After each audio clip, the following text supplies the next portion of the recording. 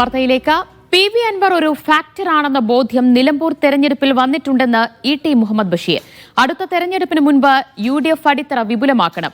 Nilambur election ഫലത്തിന്റെ അടിസ്ഥാനത്തിൽ വേണം ഇനി കാര്യങ്ങൾ വിലയിരുത്തേണ്ടതെന്നും ET മുഹമ്മദ് ബഷീർ പറഞ്ഞു.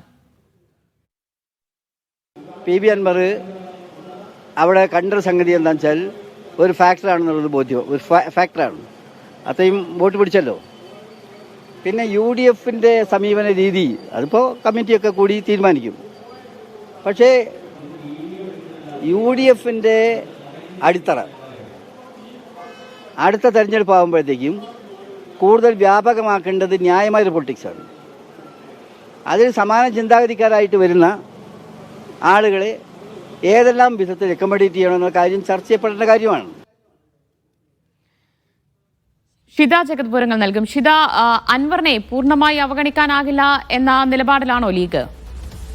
ദിവ്യ, മുസ്ലിം ലീഗ് ആ ഒരു നിലപാടിൽ തന്നെയാണ്. PV അൻവറിന് മുന്നിൽ UDFന്റെ വാതിൽ കൊത്തിയടക്കുന്നില്ല എന്നുള്ളൊരു സമീപനം തന്നെയാണ് ഇപ്പോൾ ലീഗ് നേതാക്കളിൽ നിന്നും വ്യക്തമാകുന്നത്. അത് തന്നെയാണ് ET മുഹമ്മദ് ബഷീർ പറഞ്ഞത്. അൻവർ ഒരു ഫാക്ടറാണ് എന്നുള്ളൊരു ബോധ്യം നിലമ്പൂർ തെരഞ്ഞെടുപ്പിൽ വന്നിട്ടുണ്ട്. കാരണം ഒറ്റയ്ക്ക് ഒരാൾ ഇത്രയേറെ വോട്ട് പിടിക്കുക എന്ന് പറഞ്ഞാൽ അതൊരു നിസ്സാര കാര്യമല്ല.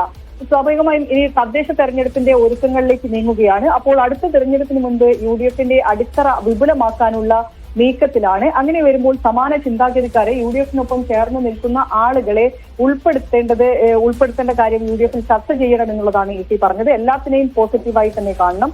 തെരഞ്ഞെടുപ്പാകുമ്പോഴേക്കും ഈ കക്ഷിബന്ധങ്ങളിൽ അനുകൂലമായ മാറ്റം ഉണ്ടാകുമെന്നുള്ള കാര്യം കൂടി അദ്ദേഹം പറയുന്നുണ്ട്. അതായത് ലീഗ് UDFിലേക്ക് PV അൻവറിനെ കൊണ്ടുവരാനുള്ള ഒരു നീക്കത്തിലേക്ക് പോകുന്നു എന്ന് തന്നെയാണ് നമുക്ക് ആ വാക്കുകളിൽ നിന്ന് മനസ്സിലാക്കുന്നത്. അദ്ദേഹം മറ്റൊരു കാര്യം കൂടെ പറഞ്ഞു, ലീഗ് എല്ലാ കാര്യത്തിലും മുൻകൈ എടുക്കാറുണ്ട് എന്നുള്ളതാണ്. അപ്പോൾ സ്വാഭാവികമായിട്ടും PV അൻവറിനെ മുന്നണിയിലേക്ക് കൊണ്ടുവരാനുള്ള ഒരു നീക്കം തന്നെയാണ് ഇപ്പോൾ ലീഗിന്റെ ഭാഗത്തു നിന്നുള്ളത്. നിലമ്പൂർ ഇലക്ഷന്റെ അടിസ്ഥാനത്തിൽ അത്തരം ഒരു കാര്യത്തിലേക്ക് കൂടെ മുസ്ലിം ലീഗ് പോവുകയാണ്. അതാണ് ET മുഹമ്മദ് ബഷീറിന്റെ വാക്കുകളിൽ നിന്ന് മനസ്സിലാക്കുന്നത്. അതായത് അൻവറിനായി ലീഗ് എന്തായാലും ചരടുവലികൾ നടത്തും വരും ദിവസങ്ങളിൽ.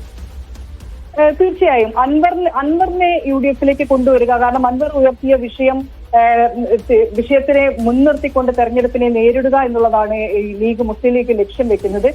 അടുത്ത തെരഞ്ഞെടുപ്പിൽ ഇപ്പോൾ നിലമ്പൂരിൽ ഉണ്ടായിരിക്കുന്ന ഒരു വിഷയം അതേപോലെ ആവർത്തിക്കണമെന്നുണ്ടെങ്കിൽ നിലവിലുള്ള കക്ഷികൾക്കൊപ്പം തന്നെ മറ്റ് സമാന ചിന്താഗതിക്കാരെ കൂടി ഒപ്പം കൊണ്ടുപോകണം. അതിന് PV അൻവർ പറയുന്ന കാര്യങ്ങൾ, PV അൻവർ എന്ത് കാര്യം ഉയർത്തിക്കൊണ്ടാണോ മുന്നണി വിട്ട് പുറത്തു വന്നിരിക്കുന്നത്, അപ്പോൾ ആ കാര്യങ്ങൾ ഉയർത്തിക്കൊണ്ട് തെരഞ്ഞെടുപ്പിനെ നേരിടുകയാണെങ്കിൽ UDFിന് കൂടുതൽ നേട്ടം ഉണ്ടാക്കാൻ പറ്റുമെന്ന് ലീഗ് ചിന്തിക്കുന്നുണ്ട്. അതിന്റെ അടിസ്ഥാനത്തിൽ കൂടിയാണ് അൻവറിനെ മുന്നണിയിൽ എത്തിക്കാൻ ഉള്ള, അല്ലെങ്കിൽ അൻവറിന് മുന്നിൽ വാതിൽ കൊട്ടിയടക്കാതെ ആ ചർച്ചയ്ക്കുള്ള ഒരു വാതിൽ.